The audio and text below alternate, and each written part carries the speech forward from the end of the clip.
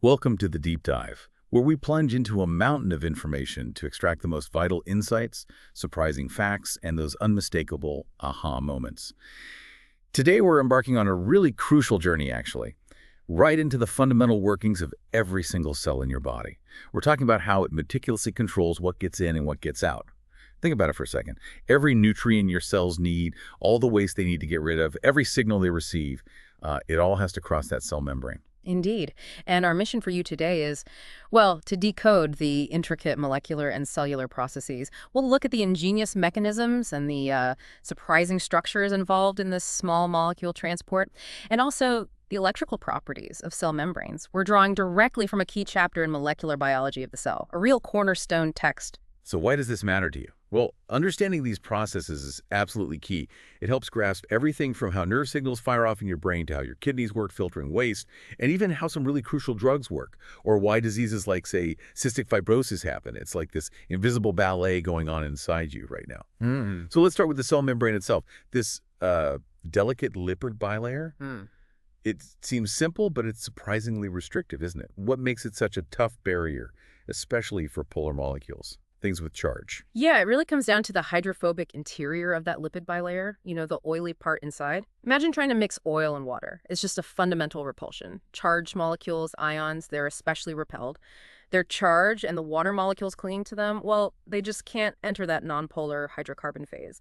Even small uncharged polar things like water itself or urea, they diffuse across, but much, much more slowly than small nonpolar molecules like oxygen or CO2. Those just zip right across. Okay, so O2 gets a free pass. But cells absolutely need to get essential water-soluble molecules and ions in and out for survival. So they must have evolved some seriously clever workarounds, right? Because that basic bilayer isn't enough for these vital things. Exactly. That's where specialized membrane transport proteins come into play. These aren't just, helpful extras. They're absolutely crucial. They make up a significant chunk, maybe 15 to 30% of all membrane proteins in basically all cells. And what's even more telling, in some of your most active cells, like nerve cells, firing signals, or kidney cells filtering blood, these proteins consume up to 2/3 of the cell's total metabolic energy. 2/3. Wow, that's an astronomical amount. What does that really tell us about the cell's priorities? Is controlling the gates really worth that massive energy investment? Oh, absolutely. It tells us that controlling what comes in and out is the foundational activity for a cell's survival and function. It's quite literally life or death for the cell. And yeah, it's worth it. But when things go wrong, the consequences can be severe. And these proteins, they aren't just generic gates, they're highly specific. Early studies back in bacteria showed that just one single gene mutation could totally block the transport of specific sugars. In humans, you see similar things leading to inherited diseases. Take cystinuria, for example. Certain amino acids aren't transported correctly out of your urine or intestine, and that leads to painful kidney stones. Yeah. This exquisite specificity is really a defining feature. Fascinating. So if these transport proteins are so crucial and so specific, how do they actually do their job? What are the main categories? Right. We can broadly classify them into two main types: transporters and channels. Think of transporters maybe like a revolving door. They bind the specific molecule, the solute, and then they undergo a series of sequential shape changes to move it across the membrane. The key thing is they never expose the binding site on both sides at the same time. Ah, okay, like a turnstile. Exactly. This makes them relatively slower. They move maybe 100 to 10,000 molecules per second. Channels, on the other hand, are more like, well, continuous open pores when they're open. They interact much more briefly with the solute. Once a channel is open, it's pretty much a straight shot through. This makes them incredibly fast. They can move up to 100 million ions per second. Way fast. 100 million. That's a huge difference. And there's also a big difference in how they use energy, right? Or whether they use it at all. Yes, absolutely. This brings us to the fundamental distinction between passive versus active transport. Passive transport is when molecules move downhill. They follow their concentration gradient if they're uncharged, or their electrochemical gradient if they are charged. This can happen just by simple diffusion across the bilayer for some things, or via channels, or even through passive transporters, which we sometimes call uniporters. No energy needed from the cell itself. Active transport, however, that's uphill movement. It's against a gradient, and it absolutely requires an energy source. Only transporters can do this active transport. Channels can't. Okay, that electrochemical gradient for charged molecules, that sounds really important. It's not just about how many are on each side, but the electrical charge too. Exactly. What's truly fascinating here is that it combines both the concentration difference of the solute across the membrane and the electrical potential difference across that same membrane. We call that the membrane potential. Most plasma membranes have an internal potential that is negative compared to the outside. Negative inside. Okay. Okay. And this electrical potential, it profoundly influences how ions move. If an ion is positive, it's attracted into the negative cell. If it's negative, it's pushed out. This stored potential energy in these electrochemical gradients, it's like a cellular battery. It drives so many crucial processes, from electrical signals in your nerve cells to making ATP that sells energy currency in your mitochondria. Okay, let's dive deeper into the transporters then. You mentioned they share some kinetic properties with enzymes. So they're a bit like enzymes, but with a twist. Yeah, that's a good way to put it. They do share kinetic properties like having a maximum transport rate, we call it Vmax, and a binding affinity constant, Kappa. And they can be blocked by inhibitors, just like enzymes. But the crucial difference, the twist, is that transporters deliver the solute unchanged to the other side of the membrane. Enzymes, of course, chemically modify their substrates. Transporters just move them. And how do they manage that revolving door trick you mentioned? The one that ensures things only go one way at a time. Right. It's all down to a series of reversible conformational changes, shape changes. Imagine our revolving door cycling between three main states: an outward open state, where the binding site faces outside, then an occluded state, where the solute is trapped inside, inaccessible from either side, and finally, an inward open state facing the inside. This precise sequential change makes sure that what's supposed to stay inside stays inside until it's deliberately moved out, and vice versa, no leaks. Right. So for active transport, pushing things uphill against those gradients, cells need energy. Where do they get that power? What fuels the pump? Good question. There are three main strategies cells use. First, you have coupled transporters. These are incredibly clever, really. They harness the energy stored in one solute moving downhill with its gradient to pump another solute uphill against its gradient. So piggybacking, basically. Yeah. Exactly, yeah. Piggybacking. Second are the ATP-driven pumps. These guys directly use the energy released from breaking down ATP. Simple hydrolysis powers the pump. And finally, there are light or redox-driven pumps. You find these mostly in bacteria, archaea, also in mitochondria and chloroplasts. They capture energy directly from light or from specific chemical reactions. Let's focus on the coupled transporters first. Yeah. You mentioned uniporters earlier, facilitate passive movement, but then there are symporters and antiporters. What's the difference there? Right. Uniporters just help one specific molecule move down its gradient passively. But with coupled transporters, you've got two types doing active transport. Symporters, sometimes called co-transporters, move two different solutes in the same direction across the membrane. Antiporters, or exchangers, move two solutes in opposite directions. One goes in, one goes out. This tight coupling lets them use the energy stored in an electrochemical gradient, usually an inorganic ion like sodium Na plus A, in animal cells to power the uphill movement of the other solute. And because the energy comes indirectly from another gradient, often set up by an ATP pump, we call this secondary active transport. Okay, secondary active transport. Can you give us an example of this that, directly impacts our daily lives? Something happening right now. Oh, absolutely. A perfect example is the Na plus Z glucose symporter. It's found in the cells lining your intestine and also your kidney tubules. As sodium ions rush into the cell, moving down their very steep electrochemical gradient, they literally drag glucose molecules with them. Even if there's already more glucose inside the cell. Exactly. Even against a glucose concentration gradient. This is precisely how your body absorbs glucose from your food in the gut and how it reclaims glucose from urine in the kidneys so you don't lose that valuable energy source. Another really critical application is neurotransmitter reuptake. After neurotransmitters are released at a synapse, Na plus symporters pull them back into the nerve terminal. This rapidly terminates their signal and recycles them. And this is why many drugs like stimulants, cocaine, for example, or antidepressants like Prozac work by blocking these specific transporters. So blocking the reuptake makes the neurotransmitter signal last longer. Precisely. It prolongs the signaling effects in your brain. And the energy for that initial sodium gradient, the one pulling glucose or neurotransmitters in, that ultimately comes from something else, doesn't it? It's not free.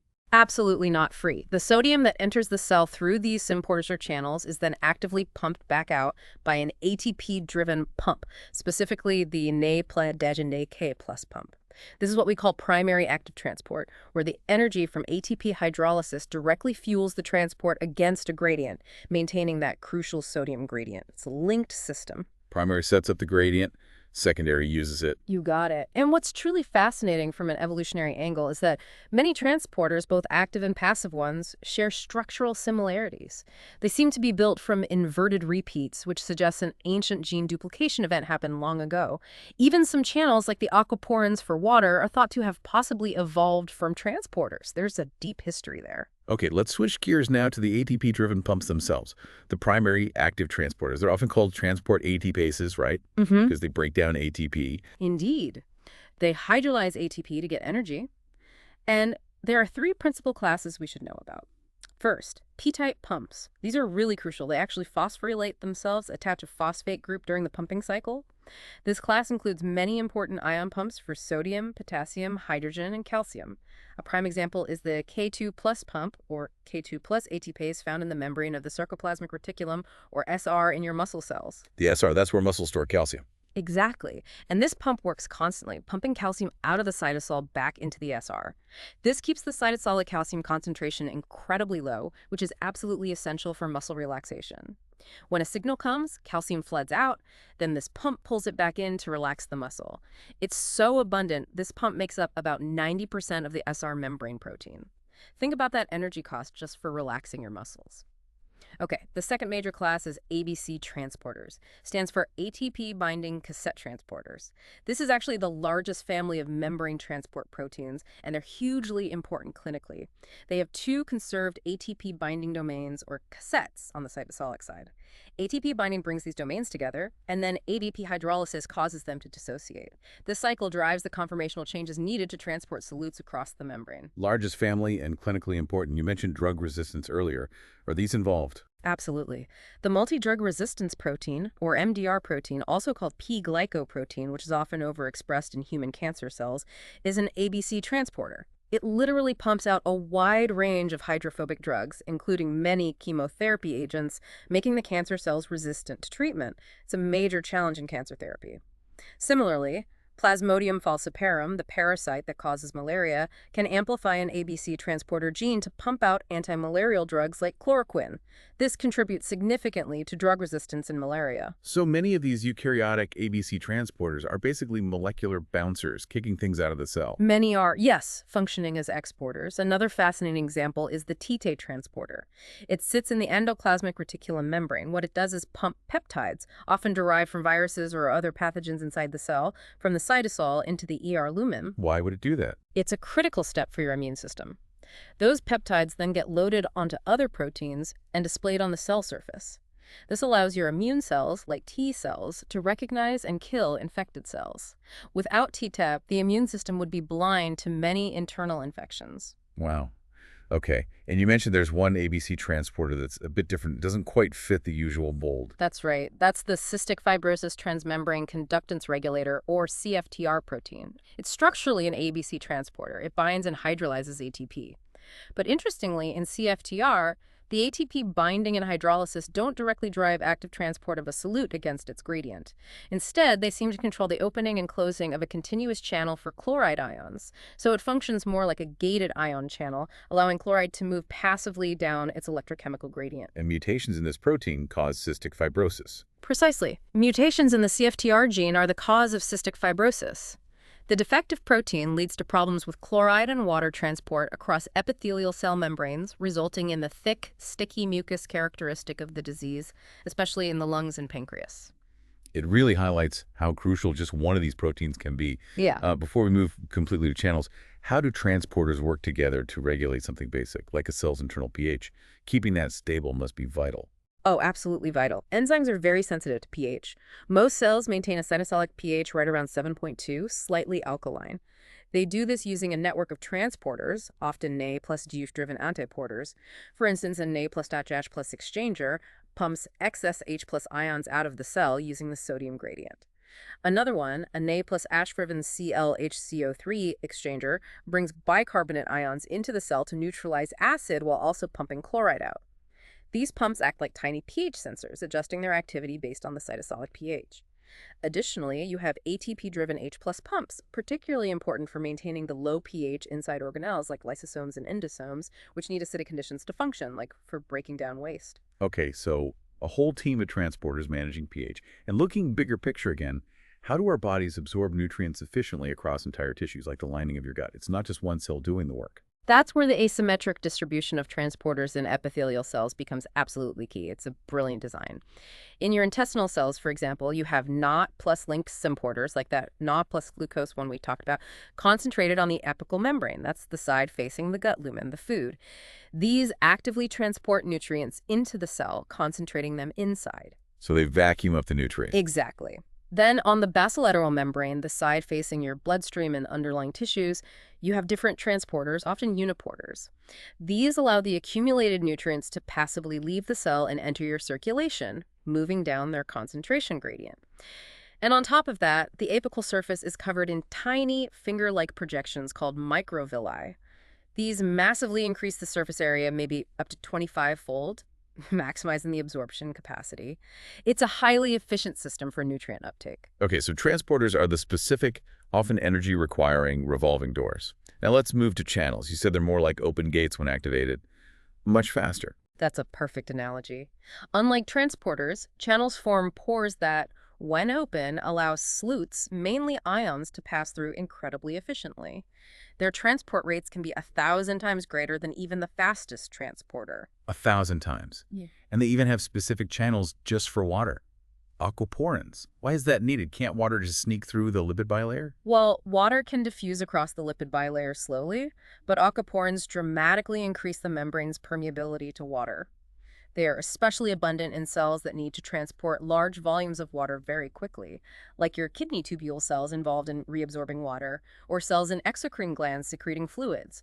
It just speeds things up enormously where needed. But how do they manage that trick of letting water through so fast but blocking ions? Ions are tiny too. Seems like they should slip through. It's really a marvel of molecular engineering. Aquaporins have a very narrow pore that forces water molecules to line up and pass through in single file. They interact precisely with carbonyl oxygens lining one side of the pore, which helps them along.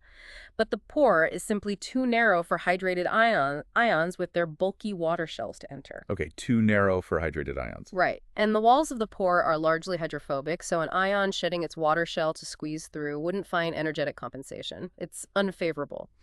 Critically, there are also two strategically placed asparagine amino acids within the pore. These interact with the passing water molecules in a way that prevents protons, H+ ions, often hopping along chains of water molecules as hydronium ions, from relaying through. This blocks proton passage, which is vital for maintaining the cell's pH gradients across membranes. It's incredibly selective. Truly ingenious design. Okay, now to the stars of the show in electrically excitable cells like neurons, ion channels. What are their key distinguishing features? Two main properties really define them. First, ion selectivity. They only permit specific types of inorganic ions to pass, typically Na plus K plus A, K2 plus O, or CO. This high selectivity comes from the narrowness of the pore, especially a region called the selectivity filter. It forces ions to shed most of their water and interact intimately with the channel walls. For example, in a potassium channel, the selectivity filter has carbonyl oxygens spaced perfectly to coordinate with a dehydrated K+ ion, but a smaller Na+ ion can't interact optimally with all these oxygens simultaneously, making it energetically unfavorable for Na+ to pass. It's like a precise molecular sieve. Wow, okay, so selectivity is one key feature. What's the second? Second, ion channels are gated. They aren't just permanently open pores, they have gates that open briefly in response to a specific stimulus, and then they close again. Often, they even enter an inactivated or refractory state shortly after opening, even if the stimulus is still present. This prevents continuous flow and allows for controlled signaling. What kinds of stimuli can open these gates? There are several main types of gating mechanisms. Voltage-gated channels are probably the most famous. They respond directly to changes in the electrical membrane potential across the membrane. Then you have mechanically gated channels, which open in response to physical deformation or mechanical stress. Think about touch or hearing. And finally, there are ligand-gated channels. These open when a specific molecule, a ligand, binds to them. That ligand could be an extracellular neurotransmitter or even an intracellular signaling molecule like an ion or a nucleotide. So these channels are obviously central to the nervous system, but you mentioned they're important in all cells, not just neurons. That's right. While they're the basis for most electrical signaling in your nervous system, they're actually present in virtually all animal cells and even found in plants and microorganisms. They enable an incredible diversity of functions, everything from the rapid leaf-closing responses of the mimosa plant when touched, to how a single-cell paramecium senses an obstacle and reverses direction. Their presence across life highlights their fundamental importance. Let's talk about the baseline electrical state, then the resting membrane potential. How is that set up and maintained in animal cells? Okay. The plasma membrane of almost all animal cells contains potassium leak channels. These are potassium-selective channels that flicker open and closed even when the cell is unstimulated or at rest. They're mostly open. Now remember the Na plus K plus pump. It constantly pumps K plus into the cell, making the K plus concentration much higher inside than outside. Right, high potassium inside. So because of the concentration gradient, K plus ions tend to flow out of the cell through these open leak channels. But as these positive potassium ions leave, they leave behind unbalanced negative charges inside the cell, mostly from proteins and other anions that can't cross. This charge separation creates an electrical potential difference across the membrane potential, with the inside becoming negative relative to the outside. Ah, so the outflow of positive charge makes the inside negative. Exactly. And this negative potential then starts to pull the positive K plus ions back into the cell, opposing the outflow driven by the concentration gradient. Eventually, a dynamic equilibrium is reached where the electrical force pulling K plus in exactly balances the concentration gradient pushing K plus out. The membrane potential at this balance point is the resting membrane potential. And this balance point, can we calculate it? Yes, we can, using the Nernst equation. It allows us to calculate the theoretical equilibrium potential for any given ion based purely on its concentration ratio across the membrane. For animal cells, the resting potential is typically somewhere between negative 20 millivolts and negative 120 millivolts, and it's primarily determined by this K plus gradient and the K plus leak channels, although other ions contribute slightly. And crucially, only a tiny number of ions actually need to move across the membrane to establish this potential. The overall ion concentrations inside and outside the cell barely change. It's very efficient. Okay, so that sets the stage. Now let's get to the dramatic part, the action potential, that explosion of electrical activity in nerve cells. What triggers that? This is where voltage-gated cation channels become the heroes. You find them in all electrically excitable cells, neurons, muscle cells, endocrine cells. They are the key players in generating action potentials. It starts with a depolarization. Some stimulus causes the membrane potential to become less negative, maybe reaching a threshold value. This initial depolarization triggers voltage-gated sodium channels to open. Sodium channels open first. Yes, and because there's a steep electrochemical gradient for sodium, high concentration outside, low inside, plus the inside is negative, NAS plus ions rush into the cell. This influx of positive charge further depolarizes the membrane, which causes even more voltage-gated sodium channels to open. It's a positive feedback loop, a self-amplifying process. The membrane potential can swing incredibly rapidly from its resting value, say NAC equals 70 milliV, all the way up to maybe plus 50 milliV in just a fraction of a millisecond. That's the rising phase of the action potential. So if it's positive feedback, why doesn't the cell just stay stuck in that depolarized state? That seems like it could lead to problems. Excellent question. That would indeed be disastrous. Two critical mechanisms kick in automatically to ensure the action potential is brief and the membrane repolarizes quickly. First, the voltage-gated sodium channels have an inbuilt inactivation mechanism. Shortly after opening, they automatically slam shut into an inactivated state, even while the membrane is still depolarized. They can't reopen until the membrane potential returns near the resting value. So they shut themselves off quickly. What's the second mechanism? Second, the depolarization also triggers the opening of voltage-gated potassium channels, sometimes called delayed rectifier K plus channels, but these open more slowly than the sodium channels. So just as the sodium influx is waning due to inactivation, these potassium channels open, and K plus ions, which are concentrated inside, rush out of the cell down their electrochemical gradient. This outflow of positive charge rapidly drives the membrane potential back down towards the negative resting level, often even briefly undershooting it. This is the repolarization phase. Okay, so Na plus in, then Na plus channels inactivate, then K plus out. That brings it back down. Precisely. This whole sequence makes the action potential a very brief, transient electrical pulse, typically lasting only a millisecond or two. And that inactivation of NA+ channels creates a refractory period immediately after an action potential, during which the neuron cannot fire another one or requires a much stronger stimulus.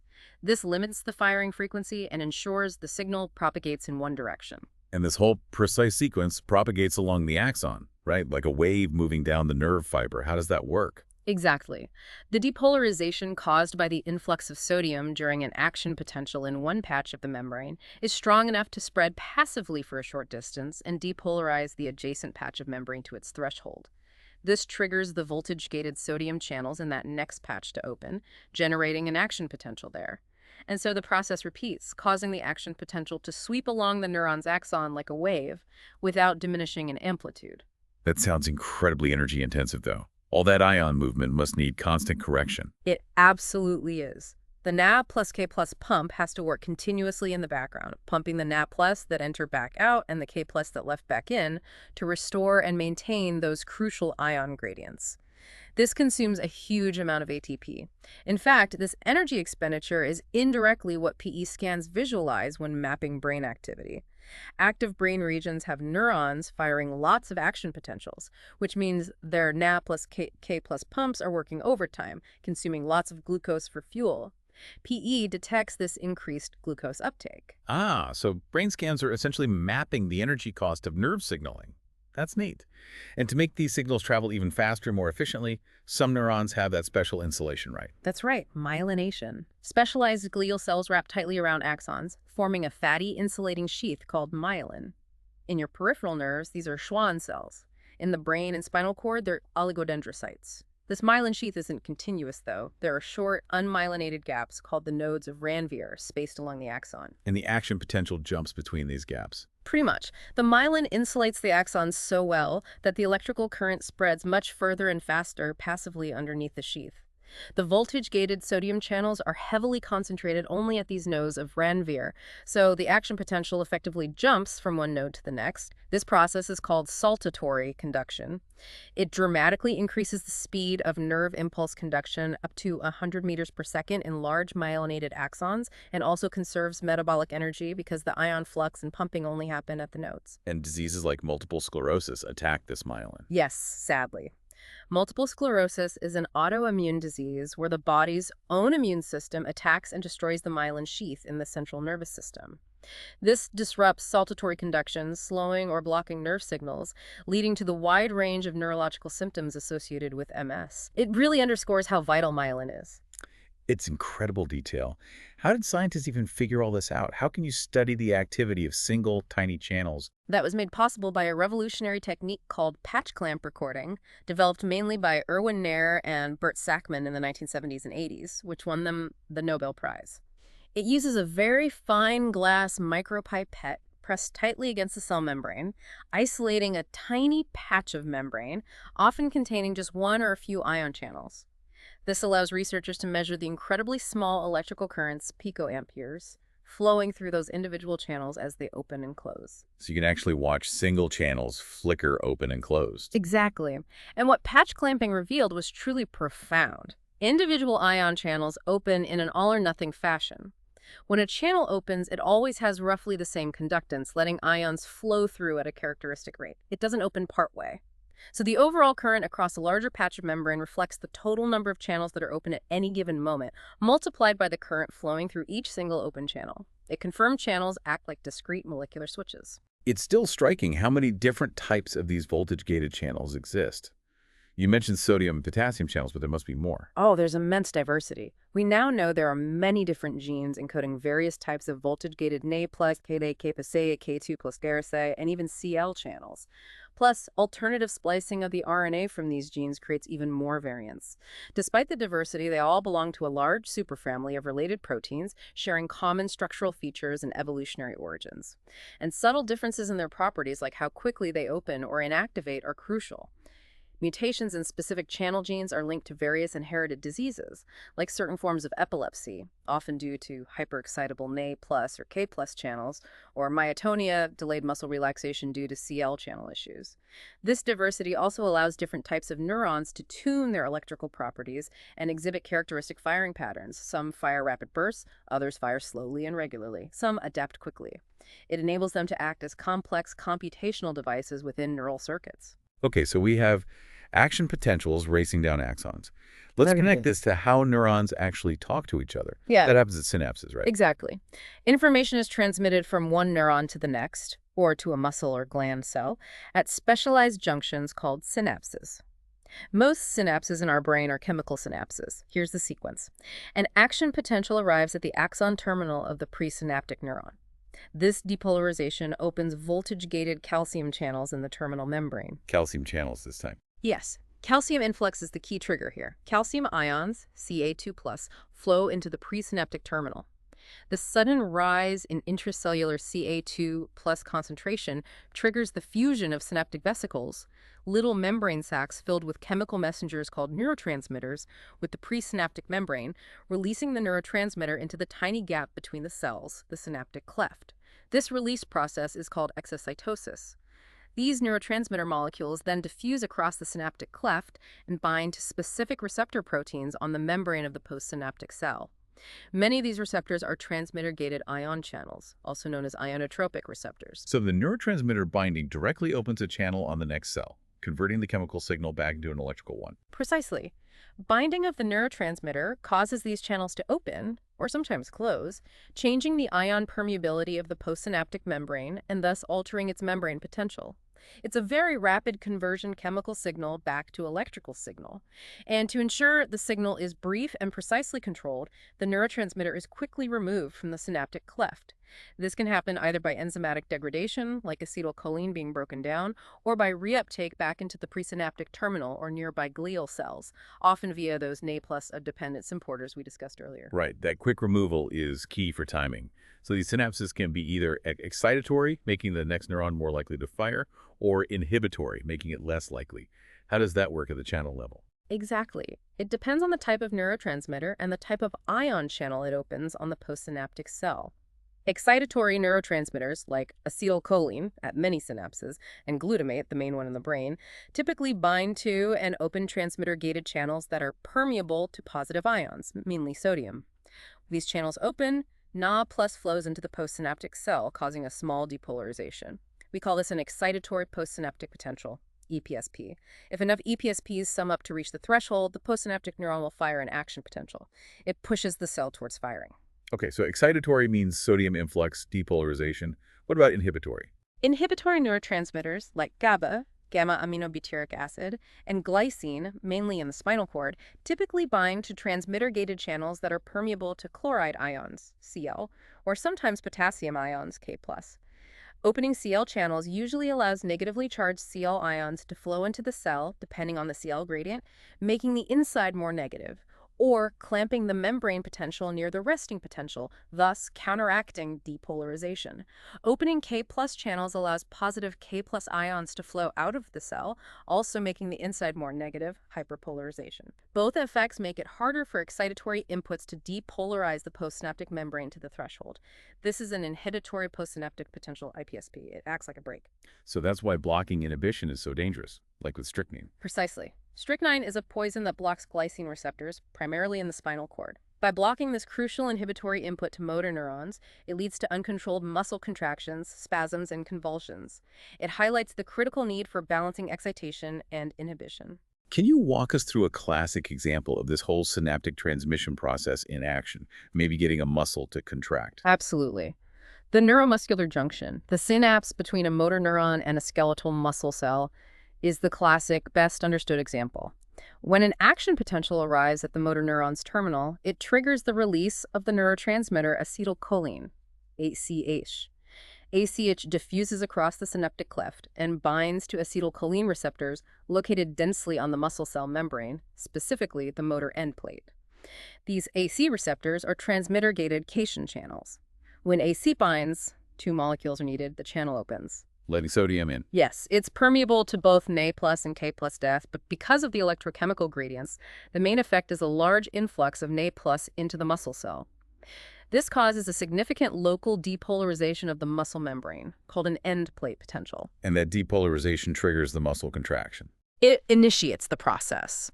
That local depolarization is usually large enough to open nearby voltage-gated Na+ channels in the muscle membrane, triggering a full-blown action potential that spreads rapidly across the entire muscle fiber surface. It sounds like an incredibly complex, yet lightning-fast sequence of channel openings just to make a muscle twitch. It truly is. Neuromuscular transmission involves the precisely timed, sequential activation of at least 5 different sets of ion channels, all happening within milliseconds.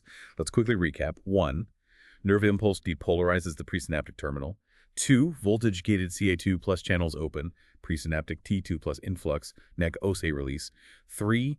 H binds to H0 receptors, postsynaptic cation channels open, net H plus influx, local muscle depolarization, end plate potential. 4. Local depolarization opens voltage-gated Na+ channels, action potential spreads across muscle membrane. 5. Action potential activates voltage-gated Ca2 plus channels in specialized membrane invaginations called T-tubules. These in turn mechanically pull open Ca2 plus lead release channels in the adjacent sarcoplasmic reticulum membrane. This floods the muscle cytosol with Ca2+, triggering the interaction of actin and myosin filaments, muscle contraction. Wow. That is an incredible cascade. 5 different channel types working in perfect sequence. And neurons themselves, back in the brain, they're constantly integrating signals like this, right, performing complex computations. Absolutely. A single neuron, especially in the brain, can receive inputs from thousands of other neurons, some excitatory, EPSPs, some inhibitory, IPSPs, arriving at different locations on its dendrites and cell body. The neuron effectively sums up all these incoming potentials over space and time. If the net depolarization at a critical site called the axon hillock, where the axon emerges from the cell body, reaches the threshold, the neuron fires an action potential down its axon. The frequency at which it fires action potentials then encodes the strength of the integrated input signal. It's a sophisticated form of information processing. How do neurons manage to fine-tune their firing rates so precisely? And how do they adapt if a stimulus stays on for a long time, like tuning out background noise? Great question. This requires a sophisticated interplay of different ion channels, particularly various types of potassium channels, in addition to the Na+ channels. We already mentioned the delayed K+ channels that repolarize the membrane after each action potential, allowing the Na+ channels to recover from inactivation.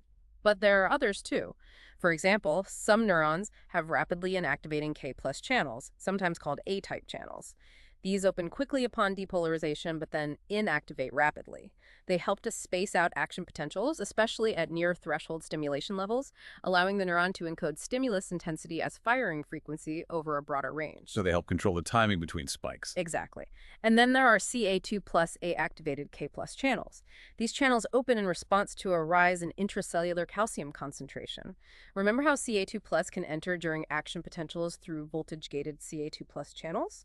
Well, if a neuron fires repeatedly, Ci2 plus can build up inside. This buildup opens these Ca2 plus A-activated K+ channels, leading to a larger outflow of K+ channel, which makes the membrane harder to depolarize. So that makes the neuron less responsive over time. Precisely. This leads to adaptation, where the neuron's firing rate gradually decreases even if the excitatory stimulus remains constant. This is incredibly important. It allows our nervous system to pay more attention to changes in stimuli, like a light suddenly turning on, while ignoring constant, unchanging stimuli, like the feeling of your clothes on your skin. That's crucial for how we perceive the world. Okay, let's talk about how these synaptic connections themselves can change. What about learning and memory? How does that fit into this channel story? A fundamental property underlying learning and memory is synaptic plasticity, the ability of synapses to change their strength, to become stronger or weaker based on their past activity. A key mechanism for strengthening synapses is long-term potentiation, LTP. It's been studied extensively, especially in the hippocampus, a brain region absolutely critical for forming new memories. LTP involves long-lasting increases in the efficiency of synaptic transmission. If a presynaptic neuron fires repeatedly at a high frequency, the synapse onto the postsynaptic neuron can become much stronger, responding more vigorously to subsequent single stimuli, and the strengthening can last for hours, days, or even longer. So how does LTP actually work at the molecular level? What channels are involved in making a synapse stronger? It crucially involves a special type of glutamate receptor channel called the NMDA receptor. Glutamate is the main excitatory neurotransmitter, and it acts on several types of receptors. One type is the AMPA receptor, which is a straightforward transmitter-gated Ni+ channel mediating fast excitatory transmission. But the NMDA receptor is unique. It's doubly gated. It requires two things to happen simultaneously for it to open fully. First, glutamate must be bound to it. Second, the postsynaptic membrane must already be strongly depolarized. Why the depolarization requirement? Because at the normal resting membrane potential, the NMDA receptor channel pore is physically blocked by a magnesium ion, Mg2+. Strong depolarization kicks this Mg2+ blockout, allowing ions to flow through if glutamate is also bound. And here's the critical part. When the NMDA receptor does open, it's highly permeable not just to Na+ and K+, but also significantly to calcium, Ca². Calcium again. So calcium entering through NMDA receptors is the key signal for strengthening the synapse. Exactly. The influx of Ca2+ through NMDA receptors acts as a crucial second messenger inside the postsynaptic neuron. It triggers a complex cascade of intracellular signaling events. This cascade ultimately leads to changes that strengthen the synapse, most notably the insertion of more AMPA receptors into the postsynaptic membrane. More AMPA receptors mean the synapse will produce a larger response the next time glutamate is released. So high activity leads to depolarization, which unblocks NMDA, lets calcium in, which leads to more AMPA receptors, making the synapse stronger. You've got it. Yeah. And experiments show that blocking NMDA receptors prevents LTP from occurring and also impairs learning and memory formation in animals. It really confirms their central role. Is there a flip side? Can synapses also get weaker? That seems important too, for forgetting or refining connections. Absolutely. There's also long-term depression, LTD, which is a long-lasting decrease in synaptic strength. It often involves the removal of AMPA receptors from the postsynaptic membrane. And here's a fascinating twist. LTD, surprisingly, also often requires the activation of NMDA receptors and a rise in postsynaptic Ca2+ rise. Wait, both strengthening and weakening depend on NMDA receptors and calcium. How can that be? It seems to depend on the magnitude and pattern of the Ca2+ rise. The current thinking is that a large rapid influx of Ca2+, like during high-frequency stimulation causing LTP, activates certain protein kinases, enzymes that add phosphate groups, leading to AMPA receptor insertion, whereas a smaller, more prolonged rise in Ca2+, perhaps during low-frequency stimulation causing LTD, preferentially activates protein phosphatases, enzymes that remove phosphate groups leading to AMPA receptor removal. So the same signal molecule, Ca2+A, can trigger opposite effects depending on its concentration dynamics. This allows for sophisticated bidirectional control of synaptic strength, which is essential for the flexibility and refinement of neural circuits underlying learning and memory. That's incredibly subtle. Okay, to wrap things up, there's a really cutting-edge technique that's been revolutionizing neuroscience, letting researchers control specific neurons using light, something involving algae. Yes. You're talking about optogenetics. It's a truly remarkable technology. It uses light-sensitive ion channels called channel rhodopsins, which were originally discovered in green algae. These channel rhodopsins are channels that open in response to specific wavelengths of light, typically blue light, and when open, they allow positive ions, like Na+, to flow into the cell, causing depolarization. So you can make cells fire just by shining light on them. Exactly. The breakthrough was figuring out how to use genetic engineering techniques to introduce the gene for channel rhodopsin into specific types of neurons in the brain of a living animal, like a mouse. Once those specific neurons are expressing channel rhodopsin, researchers can then insert a tiny optical fiber into that brain region and shine blue light. This selectively activates only those genetically targeted neurons, allowing scientists to study the direct effect of activating that specific neural population on the animal's behavior. So you can literally turn specific brain circuits and potentially the behaviors they control on and off with a switch, a light switch. Precisely. It gives neuroscientists unprecedented control. For instance, researchers expressed channel rhodopsin in a specific population of neurons in the hypothalamus of mice known to be involved in aggression. When they turned on the blue light, activating just those cells, the otherwise calm mouse would immediately launch an attack on anything nearby, even an inanimate object like a glove.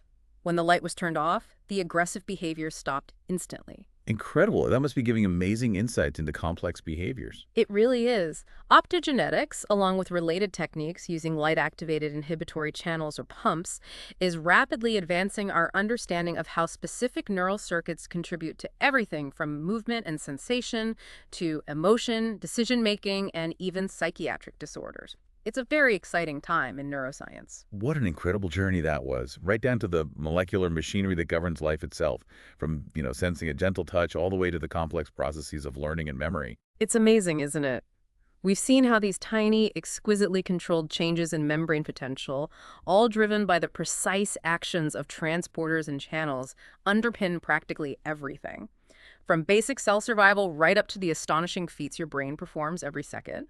The sheer level of detail, the elegance of the molecular mechanisms, it really highlights the sophisticated engineering happening inside us all the time. Yeah, that delicate balance between concentration gradients, electrical forces, and the just ingenious designs of these protein machines, that's really where it gets incredibly interesting. It's like discovering the intricate clockwork behind the universe, but is right inside every single one of your cells. And this brings us to a final thought, maybe a question for you, our listener, to ponder. As we learn more about the sheer diversity and intricate regulation of all these different membrane transport proteins, how might that knowledge continue to reshape our understanding of disease? And perhaps even more excitingly, could it lead to entirely new forms of treatment, maybe even new kinds of bioengineering down the line? That microscopic world within you definitely holds many more secrets just waiting to be unlocked. Thank you so much for joining us on this deep dive into the bustling world of the cell membrane. We really hope this has given you a valuable shortcut to being well-informed and maybe even sparked your curiosity for more discovery. Until next time, keep exploring the fascinating microscopic world, both around you and, perhaps even more importantly, within you.